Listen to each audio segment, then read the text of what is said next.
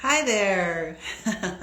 Welcome, welcome, welcome. It is Kat of StrayKatStyle. Welcome to episode 2 of my conversations with StrayKatStyle. It is a interview series where hey, Joy and the Fine Thrifts. Welcome, welcome, welcome. Thanks for being the first in. I appreciate it. This conversation with StrayKatStyle is something that came to be from thinking about how fashion has been a constant in my life and how it has helped me to overcome different things in my life. It's been my armor that's allowed me to feel comfortable in my own skin. And so I know the power of fashion, and I know the power of being comfortable in your own skin and how it enables you to be the better version of you.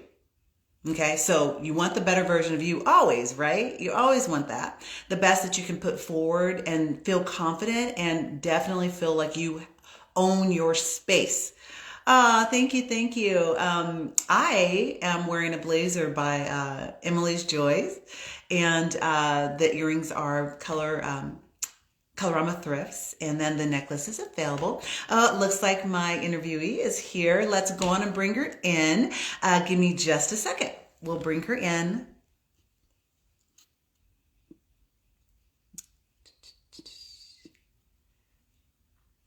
Let's see if it.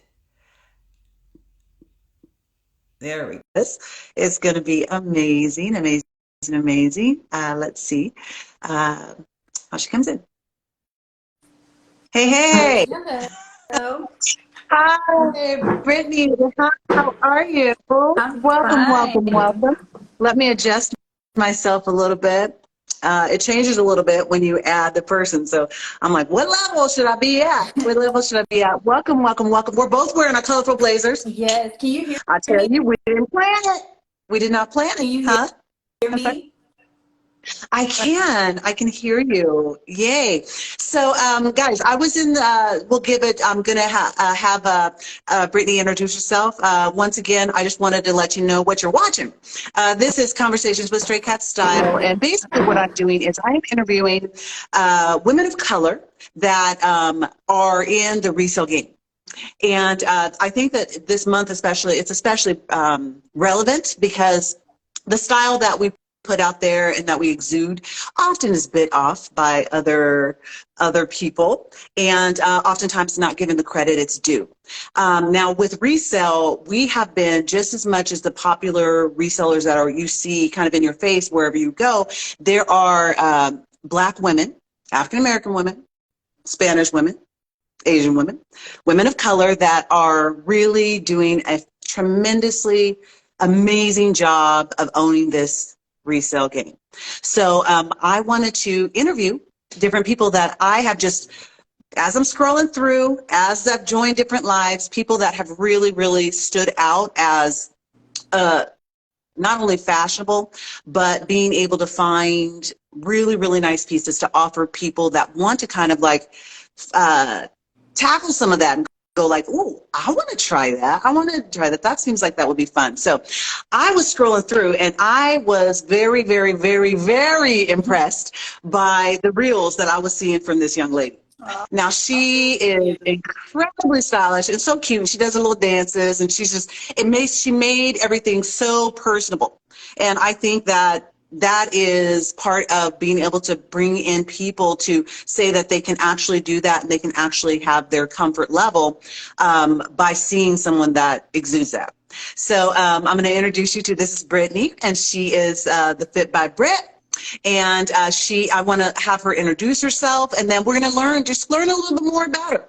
Learn about how she came to embrace vintage fashion, how she came to like start playing around with her fashion, all of that good stuff. This is a chance to learn more about her, and I'm really excited. So why don't you introduce yourselves to everyone? Okay. Hello, everyone. If you don't know me, my name is Brittany. I'm owner of the Fit by Brit.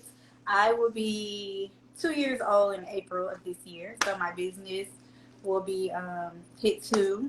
I've been thrifting all my life. I really started going hard with thrifting in high school because it wasn't an affordability thing for me. I mean, my mom, she was a single mom for a while, but it was just me trying to be different, me, you know, playing with my style. And I have a story about that like later. But so, and then when I moved to Florida, I would always thrift. And then it was actually a reseller who, she was like, I think it was something in my cart that she wanted. And she just came up to me. She was like, do you resell? And I was like, no. A lot of people have been trying to, the t-shirt guys at the bins were trying to, you know, get me to resell. And then she kind of persuaded me to start reselling. I was a housewife, so I wasn't like working. So that's what kind of got me into the resale part of it. But I've always been into fashion. My style is always evolving. I have not always wore like, you know, loud stuff like this. But over the like, I say the past 3 or 4 years, my style like evolved into super loud prints and stuff. So that's me, you know. Well, you know, there's a few people that I've noticed that they have a kind of a knack for taking something and changing it, making it fresh, and so that's something that I definitely noticed about you as I was seeing your reels. So tell us. So you were saying it wasn't an affordability game. Was there anybody that kind of influenced your style, or somebody that you're like, oh, I want to try, or did you just kind of come into it on your own? Were you like so that's kind of my story. I know, I want to say my early 20s, I would, you know, go to Pinterest for inspiration. But, you know, it kind of became hard always typing in black girl when you're looking for like, you know, say if I was looking for like Valentine's Day inspo, and the only thing that would come up is white women, so you would have to type in black girl. Even with hairstyles, I really use Pinterest for hairstyles and nails. You always have to type like African American, a black woman, a black girl, and still the options are very few. But I would say it was definitely me. Like my story that I said I was going to talk about, my grandma, she would be like, girl, I used to always get on you because you would change like 3 times a day when I was like a little girl. And like, I've always been into fashion. Always, like when I would go to elementary school, I would try on my outfits before the next day and just playing around. And that's kind of, I mean, I still do that today. You know, I just play around with prints and colors and see what looks good on me, see what I like for my body type and all of that. So, I mean, I'm inspired by a lot of people, but for the most part, it's just like it's coming from my brain. Sometimes I dream of an outfit and I wear it. Like, it's that Well, crazy. I'll be mid-purchase on a live, and I'm like, I already got it planned out. I'm like, Lord, let it be my size, because I That, already like, got the I do outfit that planned too. out. Like You know, see it. my brain is always like planning outfits or planning how I'm gonna wear something, and it may go into a totally different direction. But I feel like some people, you know, they just have it, and there's nothing wrong with not just having it. It Yeah, takes practice for the people that have it to have it. So, you yeah. know, I've been practicing since I was a little girl, so I just have it now. It's just like Well, one second time nature. I might ask you about, you had did something, it might have been with 2 shirts. You had 2 shirts and you buttoned them together. 2 shirts, you buttoned them together, and you had like where it was like one half of the shirt was on, and you twisted it, and you made like 1 shirt out of the 2 after buttoning them together. And I think I reached out to you and I'm like, how did you do that? And then you did a little tutorial and you put it up there and you showed people like how to put it together. So you're saying that like when you're thinking of these things to put them together, like twist them and all of that, it's just something that you see in your mind's eye and you just kind of go for it. Well, that was inspired by Aisha Gray. I tagged her in that one. But, Uh-huh. well, so let's see how to put this. Okay, so when I did that, I did a skirt. So I haven't seen anybody do a skirt before, but the like Mm-hmm. buttoning of the 2 shirts was inspired by Yes, that's what her it was. Mm-hmm. because Mm-hmm. That's what it was. she did like a reel, and I've seen like other people like Karen Britt Chick and other people on Mm-hmm. Pinterest do it before, but I've Mm-hmm. never seen anybody do it in the skirt. Like they would always do just the top or a dress. So I was Mm-hmm. like, I want to do this into a skirt, but I want it to be different plaids because like Yeah. plaid is Yes. so Yeah. many different plaids go together. And I was like, but I Mm-hmm. want one sleeve hanging because it's kind of going to look like runway type stuff. Mm-hmm. And some people wasn't feeling the sleeve hanging, but I was like, you know, I like stuff to don't like. So Yeah. the You're like, buttoning just, thing was yeah. inspired by her. And when I tell you, it took me so long to like see how she did that, Mm-hmm. because, and then I have like long nails. So me buttoning stuff is hard. So I button it, like I learned that from her, but the whole Mm-hmm. like me tying it and putting it into a skirt, that was me. That was just something like, if I see somebody do a hack, I'm always trying to figure out like how can I, learn from that and do something different, Mm-hmm. or use like part of the hack and make it my own. Because Uh-huh. like the thing with hacks is everybody has done it, so it's hard to do something that nobody else has Yeah. done. But Yeah. Yeah. I try to just put my spin on a lot of stuff. So it wasn't Okay. in my Well, brain. yeah. Because I've watched so many of your reels, and I've seen like when you've done with the tops and stuff. And now I totally, like, now that you said it was a skirt, I totally remember. I totally remember it. Yeah, very nice. So, okay, so then let's talk about the business part of it, because you said that someone, they were like, do you resell? So did you have, when you started to do it, was there a certain approach? Because there's some people that are hesitant to kind of go that route because they're like, I don't know if I'd be able to do it. And so they're like, they may reach out and they're like, Kat, can we do a live together? Da, da, da, because they're trying to find their comfort level. But when you started doing your business, were you just, oh, I'm going to do a website, or I'm going to do reels to sell it, or I'm going to like do consignment stores? What was your initial approach when you started doing the business part So of the before fashion? I actually like started, Mm-hmm. I I kind of became known into the reselling world because I would shop with other sellers, and Mm-hmm. I just like I was like, I'm gonna do my website, because I noticed like a lot of resellers, they sell on like Poshmark and Mm-hmm. eBay and Etsy and all Mm-hmm. that stuff. But I really wanted, for me and my business, I wanted to Mm-hmm. focus on style.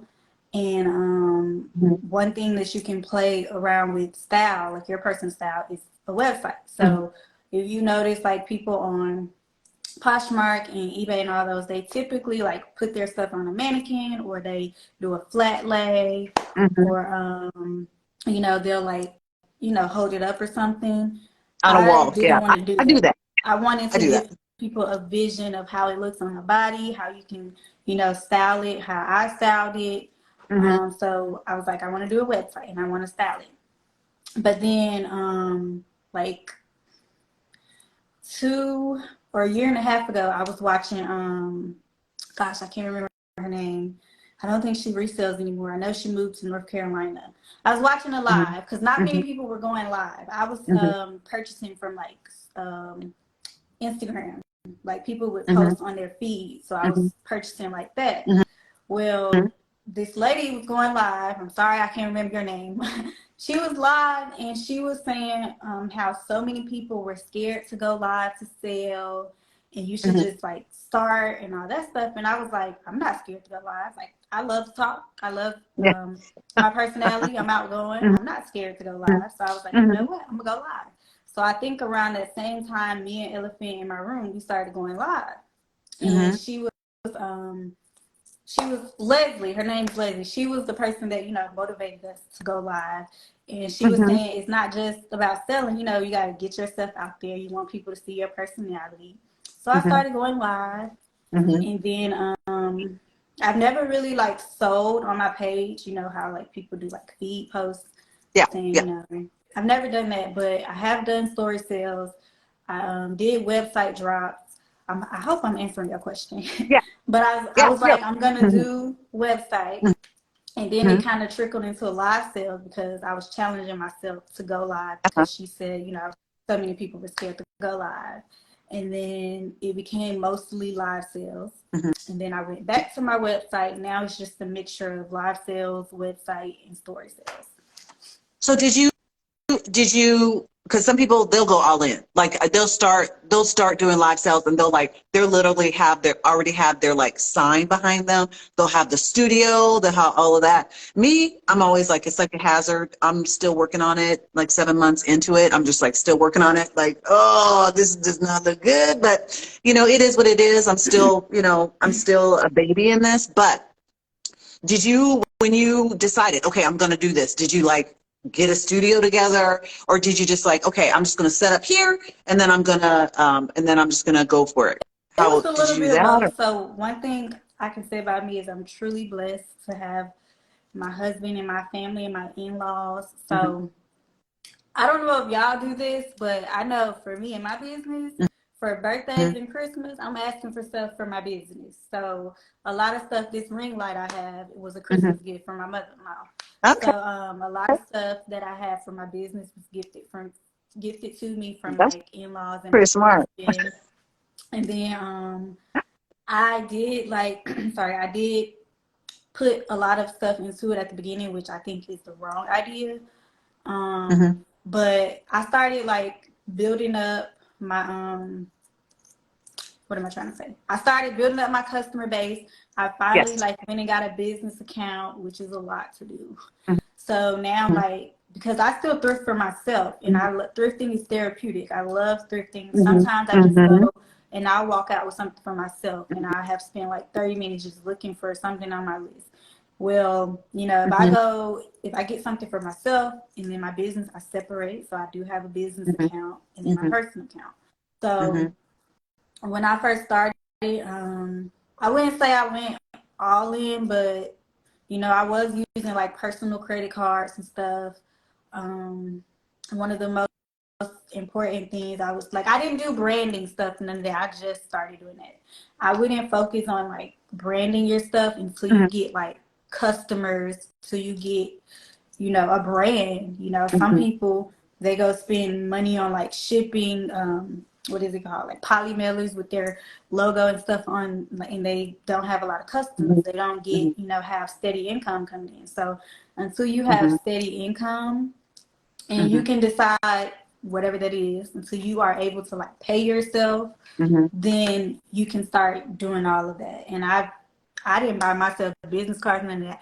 My mother-in-law just bought me business cards for Christmas. When I tell y'all, I put all this stuff on my list. Smart. You're so smart. I put all You're like, this so I don't have to buy come it. So on. I don't have to go into my business um, account to purchase this stuff. So literally, Yeah. my label printer, my husband Mm-hmm. gifted that to me for something. Valentine's Day coming up, you know what's going on my list? Something for my business. I don't want no roses You're or like, no teddy what do bear. I need? No, you're gonna give me something for my business, even if it's like a gift card to like Ulta or something, because I use Yeah. makeup a Yeah. lot Yeah. for content. Yes. So y'all have to y'all got to think smart. That You got to that's sacrifice stuff. great. Instead of me asking for personal stuff, I'm sacrificing that to get stuff for my business. Yeah, that's So I won't have to smart. worry Like, about you know yeah. all of A that. lot of people don't have, unfortunately, some people don't have the same like familiar support.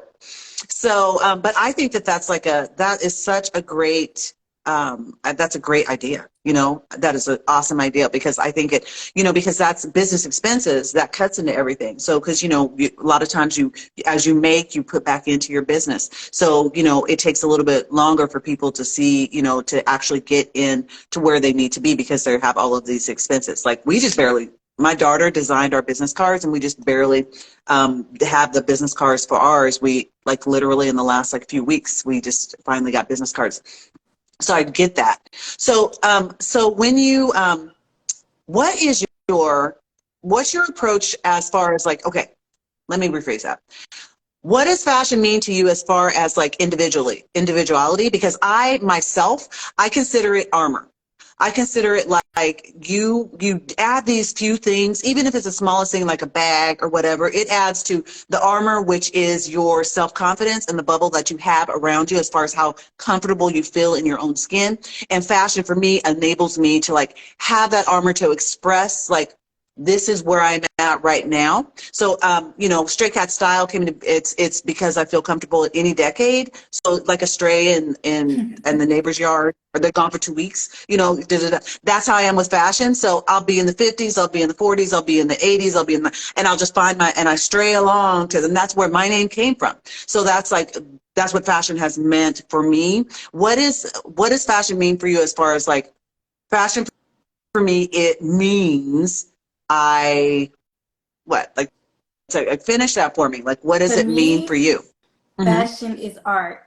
You are the artist and your body is the canvas. So when you put a fit together, which Mm-hmm. the Fit by Brit, fit is Mm-hmm. short for outfit, not fitness. I do not work out. I need to, but I don't. Okay? Your body is a canvas. You are the artist. Whatever you wake up in the morning or you wake up whatever occasion you want to express yourself, you take that. The clothes are the brush, okay? So you're going Mm-hmm. to take the clothes, aka the brush, and you're going Mm-hmm. to stroke onto your body whatever fit you want to put together. That's how I see fashion. And for me, fashion is when I say it's art, like when people go into a museum or whatever gallery and they look at art, it evokes emotions. So Mm-hmm. for me, my outfit evokes emotions. If I'm feeling, down or tired, I'm Mm-hmm. probably gonna throw on some sweats or jeans and a top, or Mm-hmm. I'm gonna, I have a specific outfit for that feeling. But when I'm feeling good, like today, I'm feeling happy and I'm feeling like, I wanted to get dressed and be cute. So, I have Mm-hmm. on this loud blazer with my, my whole fit. I'm gonna post it so y'all see the whole fit.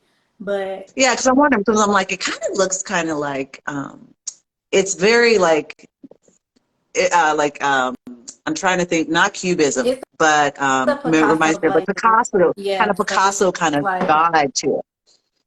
Oh my goodness. yeah. So Oh, so that's yeah. what it is to me. It's art, and you're the artist. So you can paint whatever picture you want to. You can put together Mm-hmm. whatever outfit that you love, and Mm-hmm. just like art, not everybody is gonna like that painting. Not everybody is gonna feel what you feel when they look at the painting, Mm-hmm. and you just have to accept that. You have to be confident in what you put on that canvas, Mm-hmm. which is your body. Mm-hmm.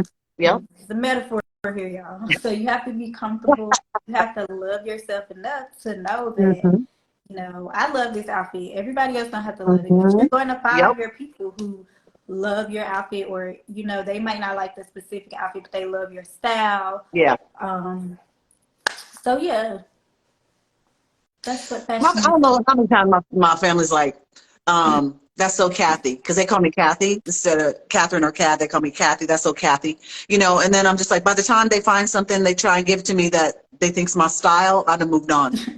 It's like it's no longer mine. I'm just like, Listen, that was me all about my 3 years life, ago. like when I say, sorry, when I say I just like maybe 3-4 years ago, I just got into like loud prints like this. Like I've Mm-hmm. always worn color, and I've always worn, like, to me, generic prints like paisley, polka dots, Mm-hmm. animal print.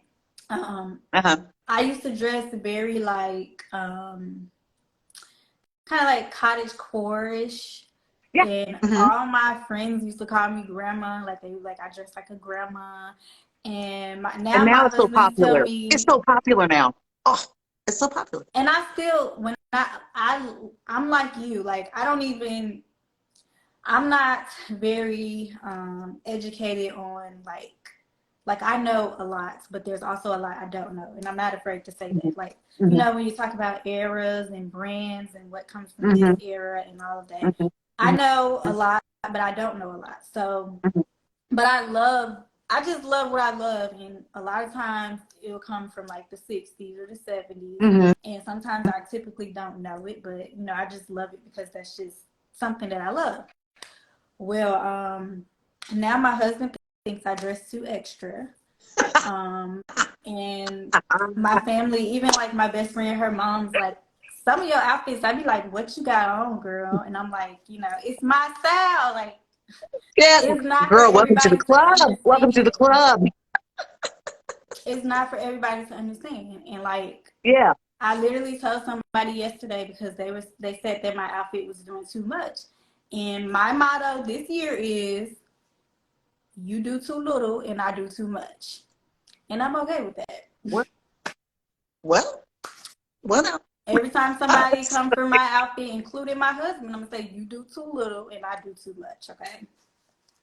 You have My husband, he doesn't even like. He just like, do you think? Only thing he worries about is because I love mini dresses and mini skirts. That's all he worries about. Like, am I going to have to walk behind her in case she decides to bend over? That's the only thing my husband worries about. That's the only thing. But other than that, it's all good. So let's talk community because, you know, I do my marathon on Tuesdays, and that's an opportunity for, it's 10 and under, and I do that as an opportunity for not only new people that are new to live selling, but people that are already established, but they're trying to increase their customer basis and allow people to like kind of get to know the resellers better. Other people are doing these blocks too. So I'm not doing anything new, but I just really, I really wanted to do an event that's not a total moneymaker, but it increases the community in the village. What's your stance on that? Especially because there's been some like, you know, some kind of negative stuff going around, you know, that's on Instagram that you have to go, whoa, whoa, whoa, you know, there's some stuff that's happening like that.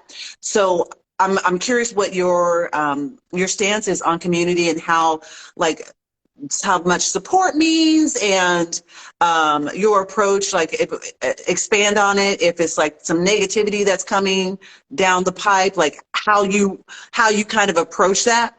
I have a feeling you're just going to have to let it slide, like just slide off your back, you just do your thing. But I want you to say, like, what is your approach to that? Like both the positive and negatives and nurturing other people in your community. Okay, so that's a lot. I think community is very important, especially when you get into women of color. The support and the community with women of color is very, first of all, it's only about, I don't know the numbers now, but 15-ish% of African Americans in the country. So we're already at a disadvantage with the numbers. So community is big in that standpoint. And just for women in general, no matter what color, race, whatever it is, support is very important. Community is very important. But I feel like you still have to be in your own lane. I think I said, I can't remember the quote that I said. It was so like profound though. It's like, we're not competition, but we're still competitors. So when you look at community, we're not competing against each other. You know, nobody is better than the next person, but we are essentially competitors because we're in the same industry, we're in the same business, so we are competitors. There's nothing wrong with acknowledging that we're competitors. You want to get customers, you want to get sales, and you know the next reseller is my competitor, but I still can support that. I still can support that person. And I just want to say, because I feel like this happens to me a lot. So I have a decent following, 29K, which is nothing if, you know, I'm not getting engagement and the people aren't, you know, shopping with me or, you know, interacting with me. 29K is just a number. I feel like a lot of resellers unfollow me because I don't follow them back. It's a lot of reasons why I don't follow people back. One, I'm a creative person. I create reels. I don't want to see a lot of that down my business page. And I follow a lot of resellers on my personal page. They never talk about that. But I don't want all of that spilling into like my business and my creative space, which is Bit by Brick. Also, a lot of resellers, like, they really don't offer anything outside of like the clothes, you know. You have to like be in your lane and you have to set yourself apart. So, you know, if you're not even posting, like, would you follow you if you're not posting? Like, so yeah, well, it does get hard if it's the same type of post. Like if I see posts where all it is every single post is shots of all the stuff they sold, like their boxes being shipped out. Like that's kind of like, you know, I want them to be successful, but that kind of content kind of gets like, I want us to learn more about them, you know, like seeing more personal stuff, more stylish stuff, adding more of that versus just like a generic, because I think that's, I don't know. Even with people, and it's not just resellers, this is with any business. Mm-hmm. I feel like you shouldn't always try to be so salesy. That's one of the reasons why I love doing reels, because I'm not just offering you trying to sell clothes to you. I'm trying to help you style them. I'm trying to help you wear something that's already in your closet. I'm trying to help you, you know, step outside of your comfort zone, or I'm trying to help you, you know, be confident in your own style. You don't have to dress like me, but I want you to Mm-hmm. see that, you know, even though I have 5 negative comments in my, you know, on my reel, I'm still gonna do me and dress like me and do what I want to do. Mm-hmm. So those are a few of the multiple reasons why I post reels, and you know, I'm in my stories being myself, because I want my customers, or I want people in the community to see who I am. I'm not just a Mm-hmm. reseller. I'm not just a person that's trying to sell to you. I am a person that, like this, I am a brand. This is my brand. And I feel Mm-hmm. like a lot of resellers lack that because they're so focused on trying to, you know, push inventory or trying to sell inventory or whatever. Mm-hmm. And Yeah. so yeah, that, like, community wise, I don't like when people, when resellers feel like other resellers have to follow them, because you know what? There's resellers that I don't follow, but I have purchased from them. I have Yeah. supported them. So what is a Yeah. follow? Yeah. Like, I feel like we really have to get away from that follow count, because Uh-huh. it does not matter. You can, like, people who have, you know, 1,200 followers probably make more money than me, and I got 29K. So, you know, Yeah. follower count don't matter. It's the So I just engagement and really, how, yeah. and Yeah. I think so. I feel Yeah. like a lot of resellers follow me because they're either, I don't know, they trying to learn something from me, or they like me. I don't know, but, Mm-hmm. and not just resellers, you can't expect people to follow you back. Like, you follow them for a reason, and Mm-hmm. you know, if there's a good enough reason for them to follow you back, then you know they will. But don't be upset or don't be mad because somebody don't follow you back, because when you look at community, like I said, there's people that I don't follow, but because one person that I do follow shared something of theirs, I went and bought it. So Yeah. why does the follow matter if I'm purchasing from you? Or if, you Yeah. know, some other people who don't follow you, they still see your stuff to purchase from you. You Mm-hmm. know? Yeah. I don't disagree. And like for me, because I have my personal one, and like I didn't show my pictures of my kids for like people are like, I know you have kids, I know you have a husband. Where are they? I don't see them because I would never post about them. I would do our travels, like I do their backs, or I would like we were road schooling and traveling for a while, so that they were never in there. And I am trying to embrace that mindset because I go live a lot. And there's a couple of reasons why I do that. First of all, I love it, and I love it because I'm goofy and I like being like, I love, even when it's just me, I still have fun doing it. And but I've started to share more of the family stuff of us, my husband's birthday, but I do a lot of like shout outs for resellers that I purchase from. So I've started to like put on stuff that's actually for sale. I've started to do that. And then I've like shout outs for other resellers. And I agree with doing that because I think it does increase your brand. They said, I've been watching your growth, and they're like, the brand that you're building. I'm like, I got a brand? Do I have a brand? I guess I do. I guess I am working on doing that. And it's just organically happening that way. Just from people being supportive. Thank you. I'm wearing flowers today. People are like, where are your flowers? Because I was wearing flowers in my hair every day. And so people are like, what? So I Flowers got are them very today. on Thank trend. you, Jesse. Have you been seeing, I don't know if you keep up with like trends or anything, because you know, while I do love vintage, I still shop like hot, Hmm. good quality modern brands. But the flower choker is in, the flowers coming off the blazers are in, all of that Uh, stuff you is know, I, in right now. I, girl, I've never followed trends. I've always like just done my thing. I've always done my thing. And, in high school, they're like Black Madonna because I was just like doing my thing. And I was like, that was just my vibe that I was feeling. And I was wearing like a lot of vintage. For me, it was necessity. And that's how I discovered, because we were very, very, we're very poor. So it's like finding very affordable fashion. That's why I started thrifting. And so then I started expressing myself with the things that I found in the thrift store, because, you know, it'd be older pieces that I'm just like, wow, this is really well made. This is really, really pretty, you know. And it's just like, even with my big old glasses, I would have on like whatever crazy, like cool outfits that I thought was cool. And so I've always kind of been like that. And so I'm a big like Frida Kahlo fan. And so, you know, she always wore flowers. And that's when I really started loving her, like years and years and years ago. I started doing flowers on and off. And then recently, like went through the summer, like I growing my hair out and all that stuff. And so I started like incorporating it with my curly hair. So just to add it, so it's just with my little crazy curly hair that I added to it. So I never really follow that. Sometimes it ends up being like, oh, okay, I was the kind of person where I get a haircut at school and then everybody be getting the same haircut. And I'm just like, everybody, what? But I People got think my hair, it's important, stuff like especially that.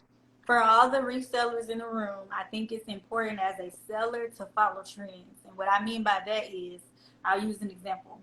So vintage, like everything comes back around. So we know, like right now, denim is trending.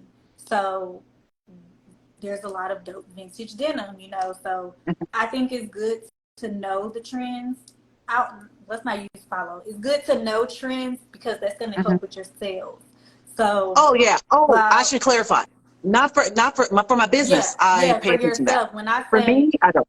I Mm-hmm. follow the trends like for business aspect because Mm-hmm. it's Mm-hmm. good to know, like, flowers are trending right now. So Mm-hmm. if I see something in the store that has a flower coming off of it, that's probably Mm-hmm. going to sell quickly, or that's probably going to help me reach a new audience Mm-hmm. because, like a more modern audience, because Mm-hmm. that's what they're looking for right now. So, like denim and loud colors is trending right now. So while we're thrifting, those are some of the things that need to be like in the back of our mind.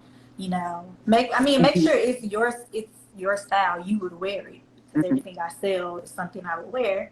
But Mm-hmm. it's good to know trends. You don't have to Yeah. follow them. Well, when we first started out, and I won't be too long with this, but when we started out with COVID, I was teaching music. I'm a musician, so I was teaching music classes, and I couldn't do that because I have a weakened immune system. So I stopped doing that, but I had retail experience, so we decided to just go on and go for it. And so we went from 0 listings to 5,000 very, very quickly. I worked from when I got up to when I went to bed doing listings, pictures, all that stuff. And so we were on these various platforms. And my friend back then was like, oh, well, she's still my friend, my best friend. She's like, do lives. You need to do lives. And I'm like, nobody wants to see my goofy. I'm too goofy. Nobody wants to see me. So I fought it, and I finally came to it. But when we were doing when we're adding on to the various platforms, it was really important that we paid attention to it. And that from being like working at buy, sell, and trade stores for a while, you kind of know that you would, and it's a mindset that's probably embedded, is that you follow the trends that are kind of going on, and it played into what we sourced. So what we were collecting for our buyers. And what, Depop's a really good site that sends sellers trending styles. They have they will send you out emails that say, this is in trend. So that is a really good resource for us when we're selling on Depop. Poshmark doesn't do that. I don't think any of the other sites really, really do that. They do it on a smaller scale, but Depop's really one that I pay attention to because it's a very curated market, So when you're selling on Depop, there's a certain thing that's going to be there. So we definitely pay attention to that. And Josh is like, ooh, he's like, okay, because I run it with Josh, the hubster. And so he pays attention and he's like, babe, this is what I'm seeing. So he pays attention to that too. So it's like when I go and I collect, I look for those things too. And I think that's really important because you want to have what the people want. You want to have, and if plus size, certain things in plus size or whatever are really selling, because, a lot of times for vintage, especially trying to find fire pieces for plus Don't size get me women started. is difficult. It's Don't because get me of started. sizing. I had a conversation with Kisney the other night, and it's they change it to okay, now they're saying it's vanity sizing, but it's you know what? It's more realistic. It's more realistic. It's not vanity sizing. It's actually what women, the size that they are right now.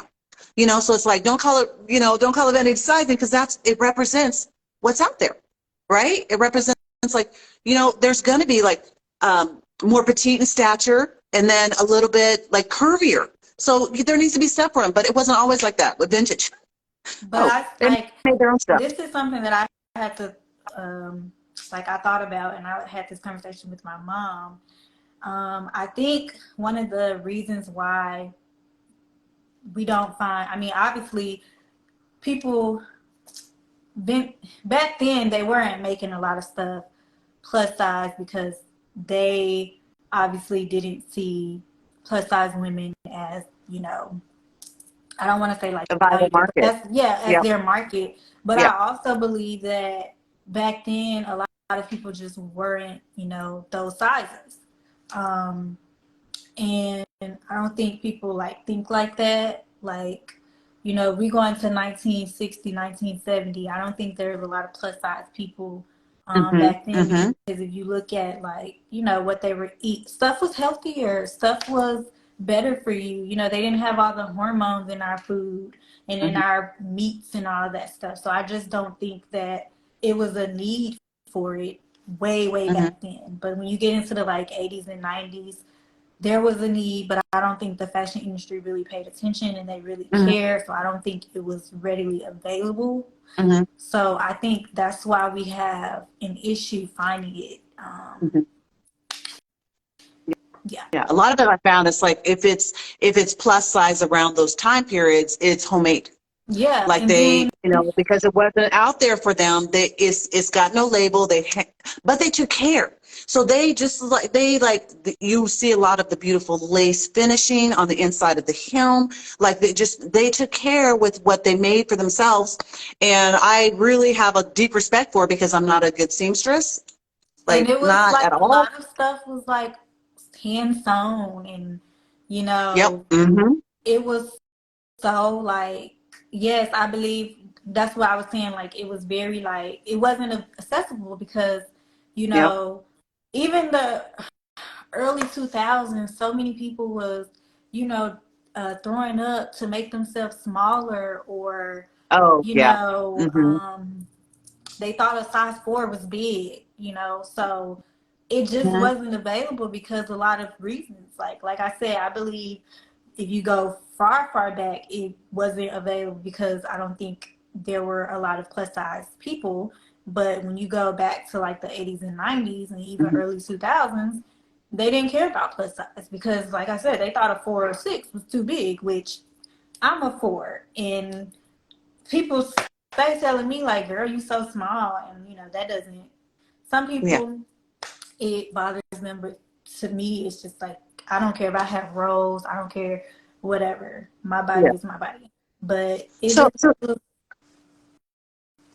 I'm sorry, I didn't want to interrupt even you. today, like, people, even today, um, some brands just still not on market with plus size clothes.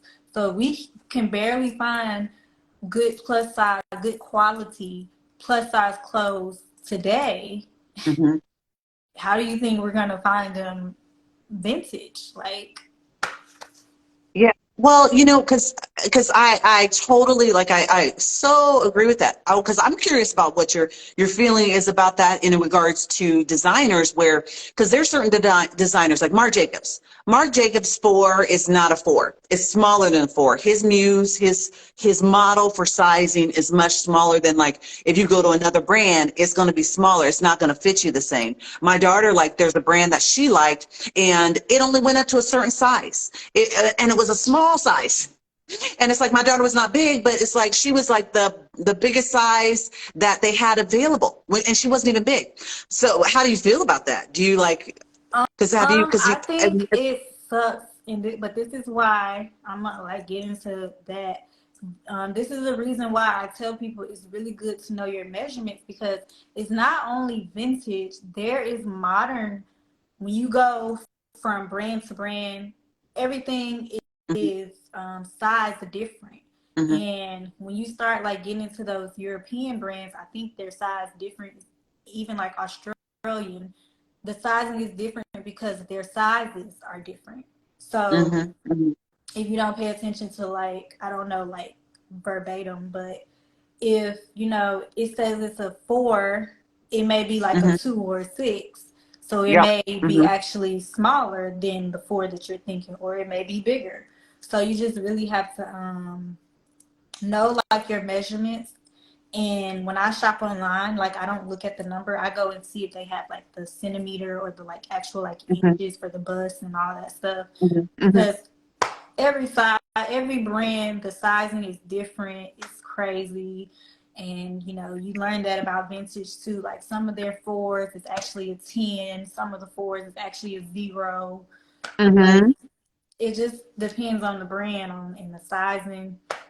But And that's why I think it's always important, like when you're doing lives, especially trying on things, and it makes it more like they can actually see it on themselves. And what I'm saying, like, because I'm like, I never pay attention to like the size specifically, because depending on the decade, it runs differently. So, because I'm a size 12, I'm a slim large. And so some sixes in decades fit me because of they had generous sizing. So it allowed people to go that were a larger size to now to be able to wear those smaller sizes.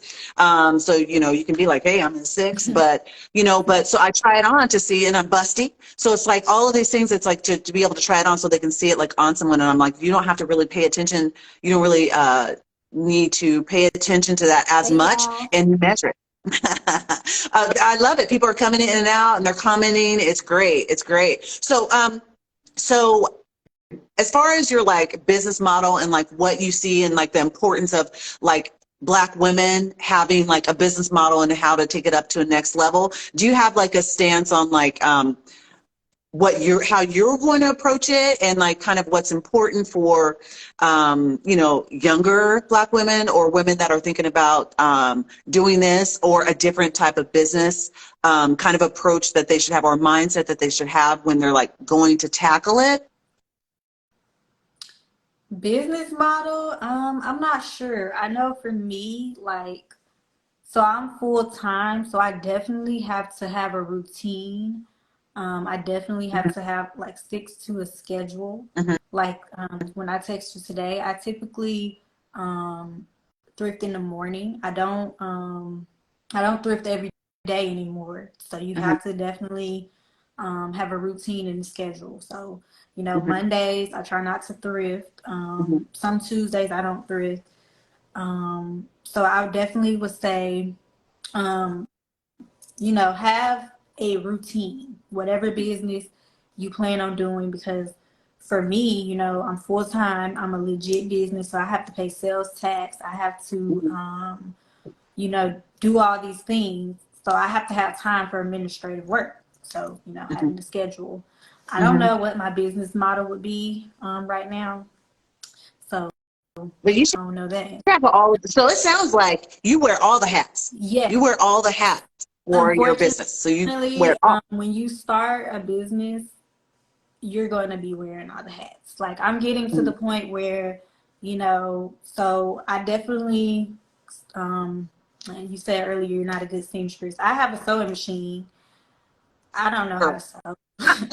So I definitely like I'm in the process of finding a seamstress that I can get to bring my ideas to life. So that's something that I want to offload That's to somebody else. Like exciting. That.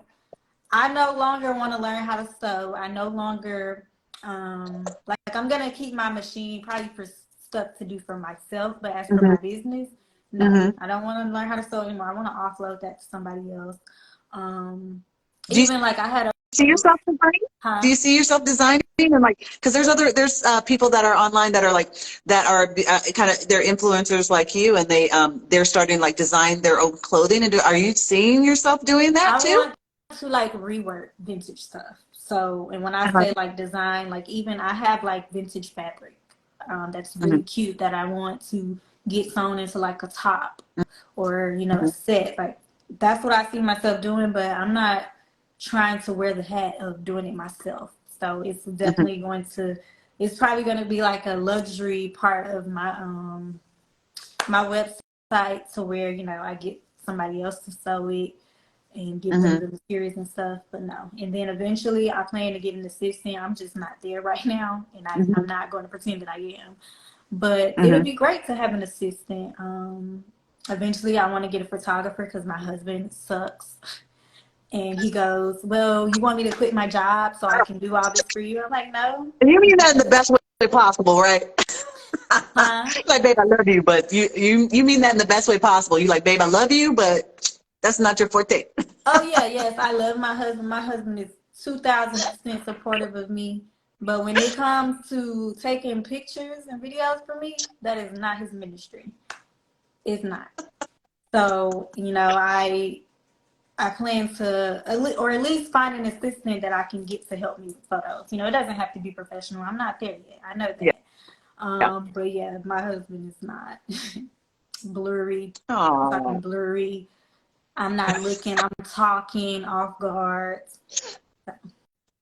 Well, And my he's husband very makes me look like, like five. He makes me look like I'm 5 feet. I'm 5'8.5". So, because he's so tall, my husband's so tall, so he always shrinks me. my husband So, is yeah. 6'3". He may be 6'2", but he swear he's 6'4". I don't know. And I'm 5'2". So he's like, and he's very like shy. So we're in public. He's like, people staring at me. I don't want to take pictures by people staring. I'm like, so? Like, who cares? So Hmm. he's very like shy, and that's why like I don't really post him a lot. Like, of course, Hmm. people know his name, Hmm. but I told him, I said, we probably could be a viral couple right now, but I respect his wishes of not wanting to be on the internet, not wanting to Hmm. be on social media. So I don't. Hmm. He'll Yeah. take Everyone's a like, picture. Josh, I know Josh is there. We want to see him, and they'll occasionally see him in like family pictures. And my husband's 6'3" too. But, yeah, he's like, Yes, you he'll don't take a want to do picture. it. He'll take a picture and he'll be like, "Oh, our pictures get more likes than your pictures by yourself." He'll take pictures, but when it comes to like videos and stuff, he's like, "No, no." Aw. TikToks, So no. well, before you said that you didn't really have a like, well, maybe I'm remembering incorrectly, but so was there anybody like anybody, whether or not it's someone in your community, like my uncle used to wear fly velvet suits. He is like, oh, he'd be coordinated. If he decided to wear purple, he's wearing all purple. And he will look fly, like all red, all blue. And so he was like, and my auntie was like, she wore flowers in her hair with like a bun, and she's like really, really stylish woman. And so I kind of like, they were kind of my ones that I'm like, wow, they're having fun with it. So was there anybody that was in your community, or a famous person, or anybody that you're just like, wow, that kind of like exemplified, like they don't care, they just kind of know rules, they just kind of like do their own thing, I think and I'm that you a like that? no.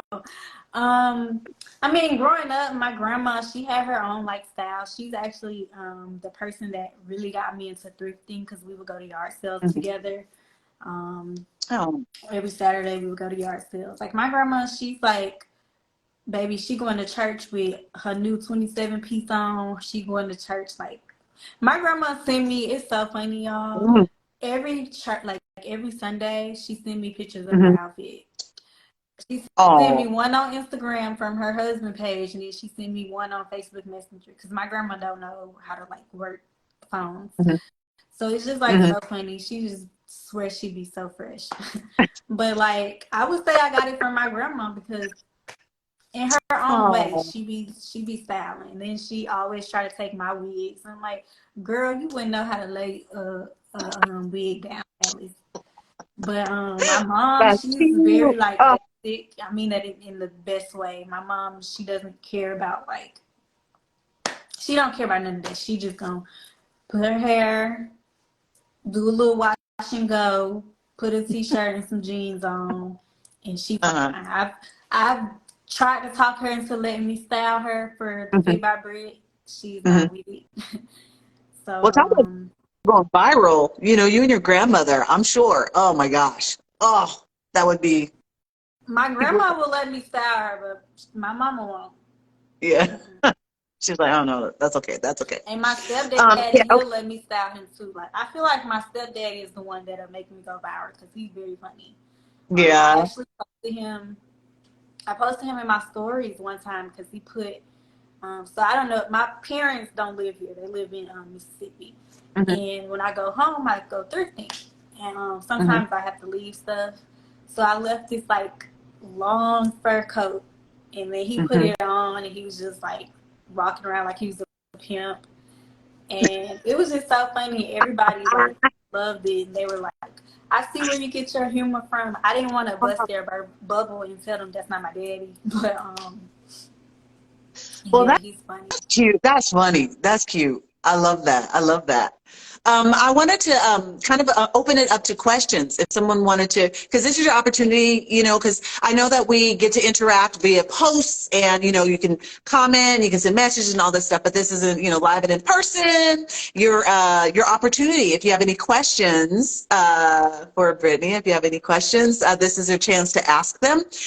So let's see if we can get some questions. I usually do this at a certain point so that people can, and then we want to know, you know, after the question part, we want to know like what you have coming up, so you can do like a, you know, look out for this, or, you know, I think you're constantly doing it. It sounds like you have a pretty like set schedule, so you're going to be bringing that out as part of your brand. You'll be doing that regularly. But if you guys have any questions, let me I'm going to bring up my I know computer. somebody in these comments got some questions.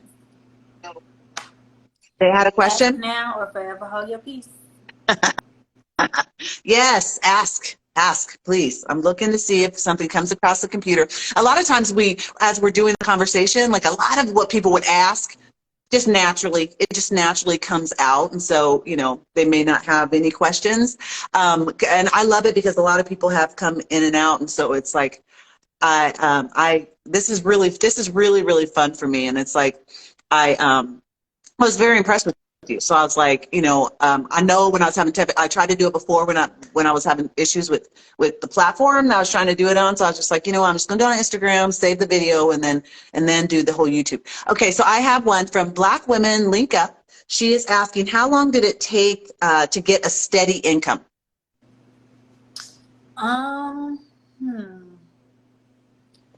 So my first year, I would say, well, I started kind of the middle of the year. I started April. Mm-hmm. Um, I would say about 6 to 8 months. For me, it took me like 6 to 8 months to get a steady income, because around that time I was like building up my customers. A lot of my customers are repeat customers. Mm-hmm. Um, and every now and again I'll get like new customers. My makeup is like, That is really well. You look all like a goddess. You like glowing and stuff. So I'm just like, thank you. so what was I going to say? Oh no, now it left my mind. It'll come back to me. But oh, I was going to say that's pretty impressive. That's a pretty, you know, that you had kind of a vision of what you wanted to do, because typically it's not something that's going to happen that quickly, especially being run by yourself with all hats and everything being handled by yourself. That's pretty impressive. Very impressive. Now we have a question by Trugger Thread. She says, how long have you been having your brand? So did you immediately brand? Well, no, I think it takes growth. So I'll let you answer that. So April the 19th of this year will be 2 years for me. So I'm pretty new. But I started creating content about like 6 months before I like launched my website. So I was like getting customers already, even though I didn't have anything to sell. So people were kind of getting like anticipated for Mm-hmm. the drop. My first drop was horrible. I think I sold like 4 things. Mm-hmm. Um, so don't be discouraged if you do drops and you don't, you know, if you have a website and it's hard, because essentially it is hard. Like websites are a lot of work. You have Mm-hmm. to really drive traffic to your website, and unless you're like paying for advertising or something, which I Mm-hmm. don't do, I just try my best to drive people from Instagram to the website, or Mm-hmm. use good keywords. Like I've been on like Google or Safari before, and I looked up Mm-hmm. something and my website had popped up. So you try Mm-hmm. to use good keywords. So Mm-hmm. what I mean by keywords Like if you have a vintage brand, try to put the brand in it. So if somebody's like on Google looking for that brand, your stuff will Mm-hmm. pop up Mm-hmm. as well. Mm-hmm. So So yeah. then, are there um, key things that you could say that, okay, if you, because you're saying with the four pieces, because you know a lot of times it is a struggle to like get people in and like keep them in there and get them actually purchasing. So is there something that you, as far as guidance, say, hey, you know, because you're mentioning keywords, and you mentioned about, you know, the whole styling thing to give them an idea of like, you actually know, like kind of, you know, you're going to come get these pieces. I know how you can like kind of work them. This is what you can do. So don't be like, I think that would make people feel more comfortable with tackling something that might be bolder, or, you know, that is not normally in their comfort zone to try it. Are there key things that you would say, hey, if you're struggling in this way, these are some things you can do, like to make you more apt for success, you know, leaning toward Well, that. if you, so example is if you have a website or you have like even a live sale or you have like a drop, the key thing, and I'm not always good at this, like today, I'm going live tonight. I have not advertised for it at all. So I probably get like 20 people in the live. But you really have to advertise, and I tell people all the time, especially like my mom, she has her own business. She's primarily on Etsy, but I'm like, you need to get on Instagram. You're missing Hmm. people on Hmm. Instagram. But reels are essentially advertisement. It's Hmm. like an ad. You Hmm. don't have to make it so salesy. So I really hate when a lot of resellers like they do a reel and it's just clothes. Like no, Hmm. so many people, like you're literally missing your target audience because people frown upon that. It's like I don't want to see these clothes all the time. And I probably do it once or twice a month. If I'm tired, Hmm. I don't feel like getting dressed or doing a reel. I'll do like a reel with clothes that I thrifted, like a Hmm. haul or something. But Hmm. people, you have to like, it's really you have to strategize and think. So if I'm on Instagram and I'm seeing all these hauls, and it's not just vintage, it's like Zara haul, Shein haul. I'm seeing all these hauls. And by the Hmm. time I get to your video and it's just a bunch of clothes, I'm probably gonna scroll past it. And it's probably something in that reel that I probably would have wanted or bought. But because it's so much of it already, like Hmm. people are overstimulated with seeing the same thing. Um, Hmm. you know, stop posting just reels with clothes. Stop just posting clothes on your page. I know what works for some people may not work for none, but I'm telling you, Hmm. sis, part of the reason why you're not doing as great as you want to is because your page is too salesy, it's too spammy. People are tired of being overstimulated with Hmm. all these clothes. Hmm. So you got to figure out what works for you. How do you want to present? You can do like I tell people, you can just Hmm. get on and do a reel talking about something you want to talk about, and you have something from your inventory, Hmm. and somebody might say, "Oh, I love that blazer. I want to buy it." And guess Hmm. what? You wasn't trying to sell that blazer, but Hmm. I mean, obviously you were in the back of your head, but you Hmm. wasn't so out there trying to sell that blazer. You know what I'm Hmm. saying? So I feel like everybody, even if you're in another business, it's not reselling. You have to think about strategy of how you can market, but not be so in the face of your consumers, your Yeah. potential customers. Yeah. We don't like Because that. you kind of answered it. Because I was going to say, okay, because some people they may not be comfortable like trying on stuff and like styling it, but just having where they just talk about an item, they may be more comfortable just doing that. Just talk about the It's item, and it's then it's not even show it in like that way. you have to do like what I always say. You have to do what works for you. So you have to sit down and figure out what you're willing to do. And there are ways that you can work around not getting on camera, but Hmm. if you're going to create content, you're going to have to get Hmm. comfortable with yourself. And Hmm. if you're not comfortable with being on camera, use that as content. Um, use the journey of you building yourself up to get in front of a camera as content, Hmm. because it's other people out there like you who are scared. Hmm. So if they see Yep. you've overcome it, then you're Yep. getting, you're getting people to, you're getting a tribe. And when I like of a tribe, so there's people that follow me solely for my content. They probably will never purchase from me, and that's okay Hmm. because they still engage Hmm. and they help me get to somebody else. They might Hmm. share my post and it might go to one of their cousins, and their cousins might buy something. So it's Hmm. okay Hmm. if they're not there to buy something, but they Hmm. feel some type of value from me, so they follow me. Uh-huh. And then there's people who solely follow me to shop from me. Yeah. So there's multiple facets of people who follow you, or some people might not directly follow you, but baby, they follow you.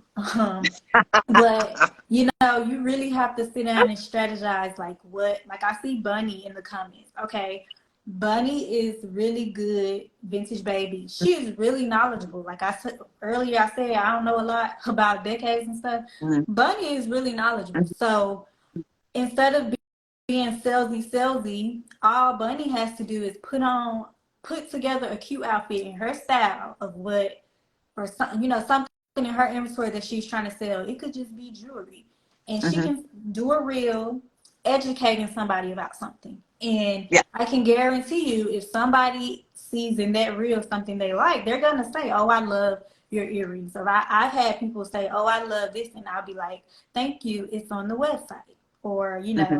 something like that. So Yeah. that's an example of how you're marketing your stuff. You're Hmm. wearing your brand, but you're not putting it in people's face saying, Yeah. "Here, buy this. Here, this is for sale." Yeah. So I think that's where a lot of people in business they fail at. They don't really do really good marketing of their business. Yeah. So yeah, Well, I just that's started. why you're I not started selling putting on it. a lot of stuff because people kept wanting trying to buy my stuff that I was wearing, and like I know that there's some resellers that are just like, okay, what I wear is mine.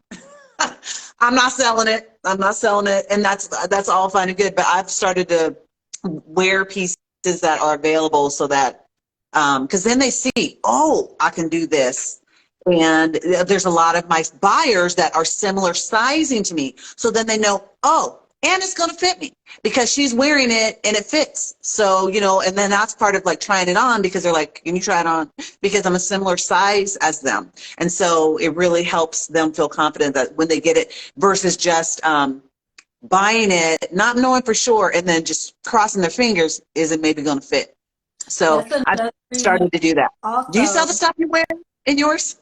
Or you're like, honestly, if I say 9 times out of 10, I'll say something is for me and I literally bought it for myself, but I end up selling it because I have a closet and I have a room that I'm turning into a closet. So it's like, okay, I have a Da Vinci necklace, vintage necklace that I'm probably never selling.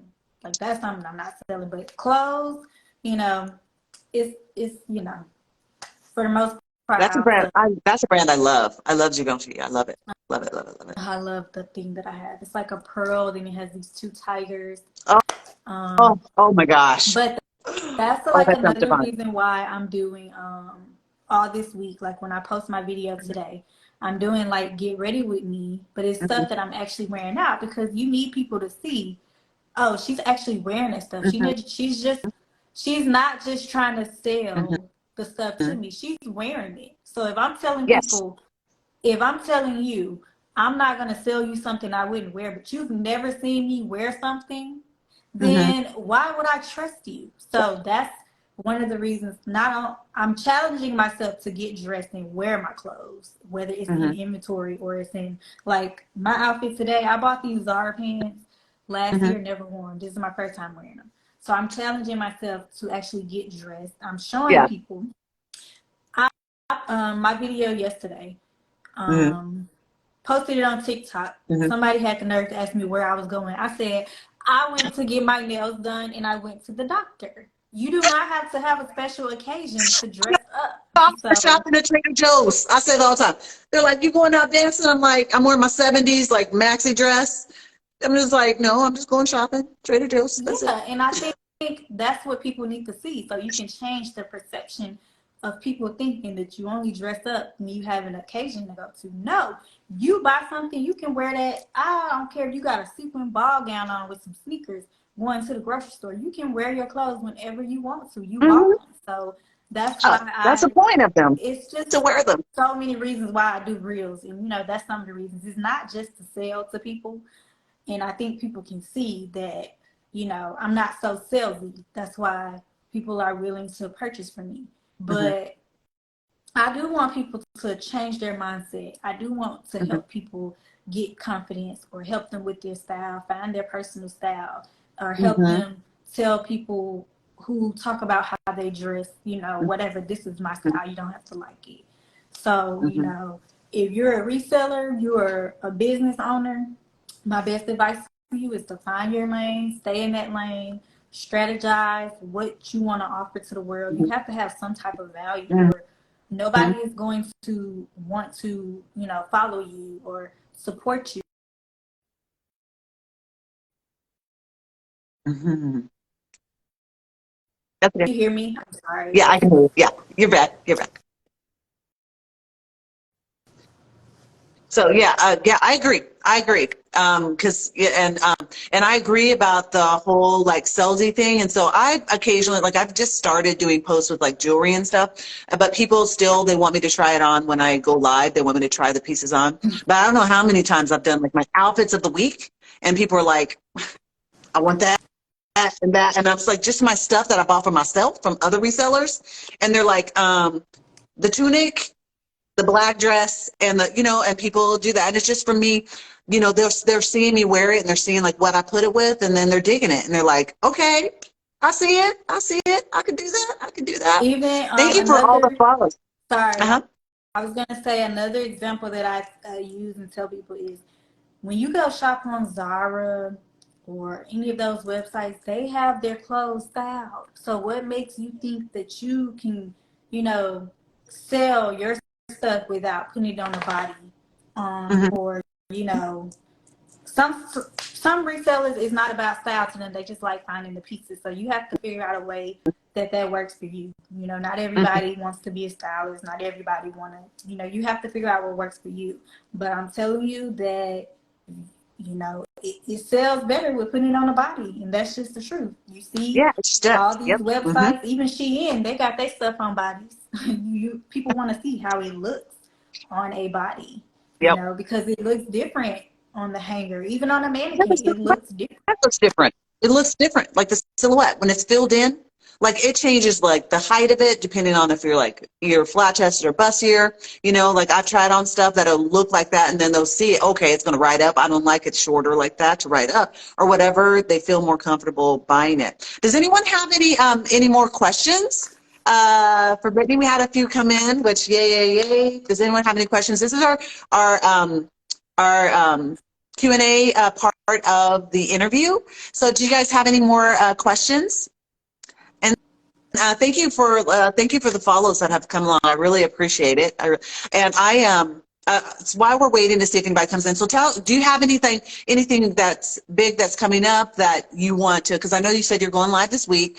Do you have anything coming up big with your business that you want to let people know about? I don't. I mean, I'm going live tonight. The Tonight, time is yes. TBD. And I'm going live tomorrow with Miss Georgia from Barcode LA 101. Always a good time going live with her. She's literally the only person that can get me and obviously you to go live, because that's one of the things I'm doing less of this year. Well, live selling. I can go live Mm-hmm. and talk y'all ear off all day, but live selling is something that I'm, pushing back.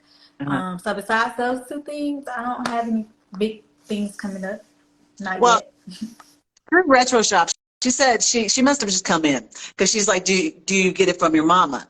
And I know that she was talking about her grandmother, so are you familiar with True Retro Shop? Is she like one of your regulars that comes to your Yes, I'm live? laughing at her. She said she heard CBD and not CBD.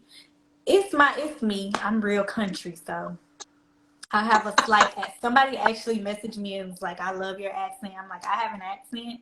I said, "I must just sound country to you." Um, Aw, aw. be. Because yeah, so she kind of talked about her grandmother and because because her mom's more like casual and her mom just does her wash and go when she wears her t-shirt and she just kind of like does her thing. So I think probably more like your grandmother. That's what she was asking. But I think that's more. Um, Mhm. I mean, honestly, it was me. I don't know. Like, I can't remember ever really having an influence for fashion. Like I said, Mhm. like my grandma, she does get up. She only dresses like fly for church. So like throughout the day, she don't dress up. But me, like she'll tell you when I was younger, because I used to come to Mississippi for summer. I Mhm. used to. She was like, if you get dirty, you'll go change. Like I used to just change all the time. I used to like go to school all cute in elementary. I Mhm. used to be really serious about my outfits, and I really don't know where it came from because my mom, like, she's never really been into any of that. She's always been like shy Mhm. and, very introverted. But me, I've always been like my mom used to say, I used to talk her ear off. I've always used to be an extrovert, always been into fashion. Um, I don't know where it came from because nobody in my family is really like really fashion forward. Mhm. Um, I Okay. used to, I don't know. That's why I said I think I'm adopted. She's like a phoenix. She just came up. She just did her thing. She's rose up. I should just hello. Here I am. Here I am. It's my personality. It's just who I am. Like, Um, Nikki Bees was asking. She says, "How do you deal with negative comments about your outfits? Like, how do you deal with it?" it's so funny to me. Like people don't know how to take me because, like, for example, TikTok, they Mhm. think I'm so serious when I respond to them, but I really be laughing at them because I feel like you really have to be a miserable person to like comment negatively on Mhm. stuff. Like Mhm. I always say, like if you go look at my post yesterday, I responded to a lot of people saying like, if you don't like something, just scroll. There's a lot of times I see something on Mhm. social media like I didn't like the outfit or it was too basic for me. I just scroll. I don't comment what's in my like.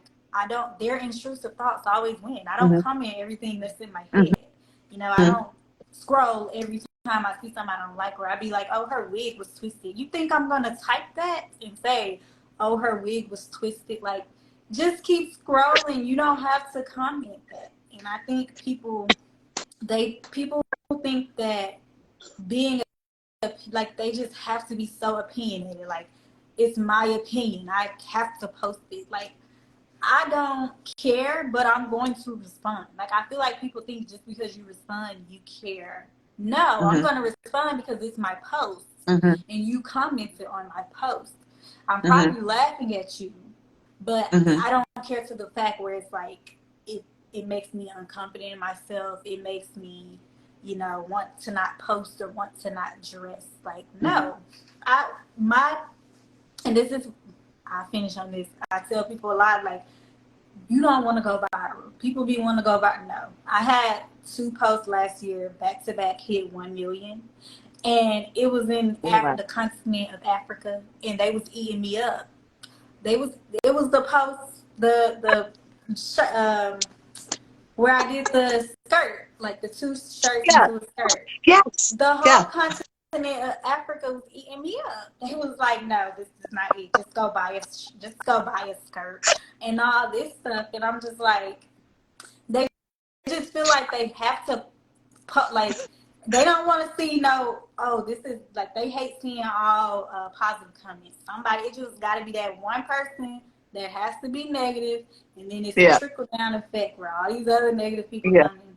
You have to Oh, have thick skin for social media. You put yeah. it Oh, out yeah. there, so you have to be ready for the negativity. You just Well, gotta laugh it like, off. what's going on? What's going on in Africa? What's going on, people?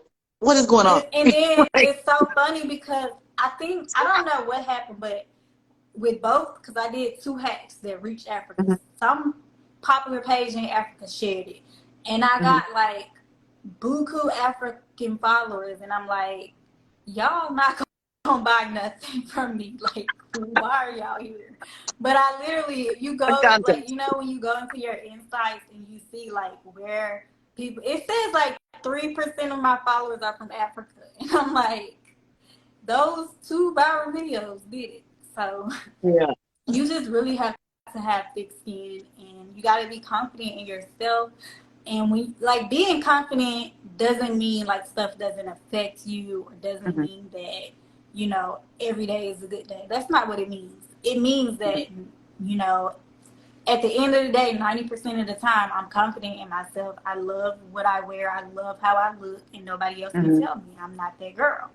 Yeah. So, Well, it takes, no, you have I, to. it takes so much, and I've always, you know, it just takes so much effort for people to take the time to like spell check and do all that and do that long ASS comment, response, or whatever. It just takes so much. And people have come at me, and I don't know. I'm just like, maybe I'm becoming more popular because I've been getting people coming at me, and I'm just like, I know.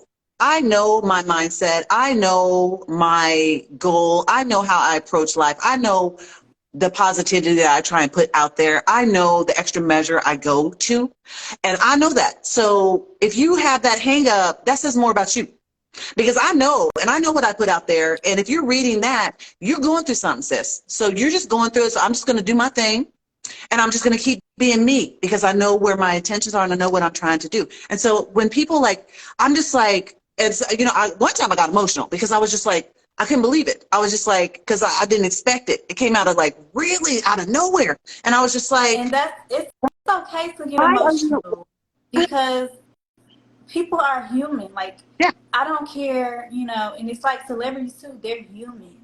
You Mm-hmm. can't just say all this mean stuff behind the screen and think Mm-hmm. that it won't affect people. Like, yes, for Mm-hmm. me, you know, the majority of the time it doesn't affect me, but Mm-hmm. that's not the case for the next person. So, you know, Mm-hmm.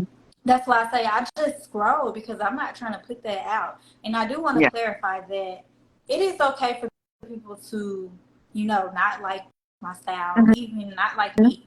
Mm-hmm. But Yeah. there's a way to do stuff. Like, if you don't like my outfit, you can come on and say, you know, I don't like that, you know, whatever. That's Mm-hmm. cool. But some of the stuff, it just be unnecessary. Like Too much. somebody, said earlier, somebody come in and was like, you doing too, like, you're, what she said, something like, too much is going on or something. That's why Mm-hmm. I said you do too little and I do too much. Mm-hmm. Like, it's a way to Mm-hmm. say stuff. It's a way to disagree in a nice manner. You don't have to be rude and evil. You know, I Yeah. don't want to portray that. I don't want like everybody to like me and all that stuff. That's not what I want. But if you gonna come on here and, you know, disagree, it better be in a mannerable way. Yeah. Like, you don't Yeah. have to be rude. You don't have to be negative and mean. Yeah. It's like you watched my reel, you read my long post. So you took some time there. You could have just been like, you know what, going to the And next, I'm telling going to you the what it next, instead of is. doing that. I'm telling you what it is like, if people see a lot of people is liking something or commenting on it and it's all positive, they want to be that one negative person to be different and stand Yeah. out. That's what it is. Yeah. Like, you No. just have to train yourself to have thick skin. And when I say thick skin, you don't have to let stuff fly. Like, I know a lot of influencers don't be want to pop back and snap back. No, Mm-hmm. if you want to snap back, you can.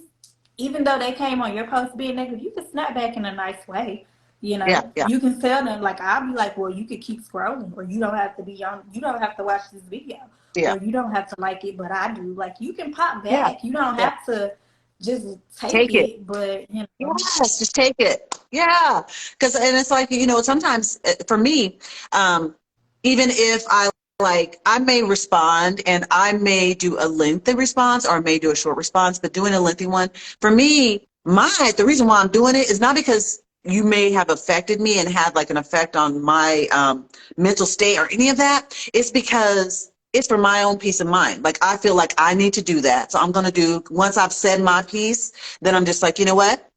It is what it is, and I could just let it go after that. But I feel like I have to address it to be able to move on, instead of like thinking about it. You know, if I just address it and move on, then I can feel better about it, and just like let it go, let it off my chest, and just like it's done. You know, then Don't let hold them, it you just live in. your life, I'm gonna do mine. Don't hold it in. Mm-mm. Yeah. Oh yeah, I did. Oh, when I was younger, I did that too much, too much, too much, too much, too much. So, girl, oh my gosh, I'm gonna see if there's any like last questions before we sign off. But this has been awesome. I'm so Thank you for glad having that I me. actually got to finally do this, and you took the time to sit down with me. You're my second interview. I have a handful of women that I'm like, they have to be my first 5 interviews, and you're one of them. And so I'm just like stoked because you said this is your first interview. So I'm like, I'm so happy that you're here. I really am. And you took the time. I really am. And I know that, what you offer up is stellar, and that you just have so much to offer. So hopefully, I know well, not hopefully, I know it's going to be bigger and better, and you're going to have all of these wonderful things coming down the road for you. Oh, And I thank just you. I'm really, really, really appreciative. And this is going to go on YouTube. I'm really fine tuning my YouTube channel. So all of my interviews are going to be on YouTube. So I'll let you know. And Felicia, she was my first one. I'll let you guys know when it's going to be like and up and available. I'll let you guys know. Okay. Well, Maya is staring at me, so I'm gonna go walk her. Thank you Aww. for having me again. It was fun. My pleasure. My pleasure. I really enjoyed it. I really enjoyed it. Thank you so much. Thank you, everyone that came in, that tagged somebody to come in, that commented, that asked questions. Really, really do appreciate your support in me trying to do this. And I'm sure that Brittany, like, she loves it that you were in here. You're learning more about her. It seems like a lot of people, like, they already love her. So they love her. So it's like, it's great for even more people to get to know Fit by Brittany. Thank you, and I Thank you wish so you much. nothing but success on your Um, future with this pod. This is a podcast, well, or it's going to grow. I was having because I just can't find the perfect platform for me. So I'm just like, I don't want to hold it up anymore. I want to do this. So I'm like, this is a way for me to do it. So it's going to eventually, like, I hopefully have Patreon and all of that stuff eventually. So this is like, you're in my little baby step process in this. So hopefully, I'm hoping. well, I wish you nothing but the best. And Thank take you. your time. Don't rush I'm it. Find what not. works for you. I will. I will, my dear. Thank you so Okay. much. All right, everyone, have a Bye. wonderful day and take care. All righty. Bye-bye.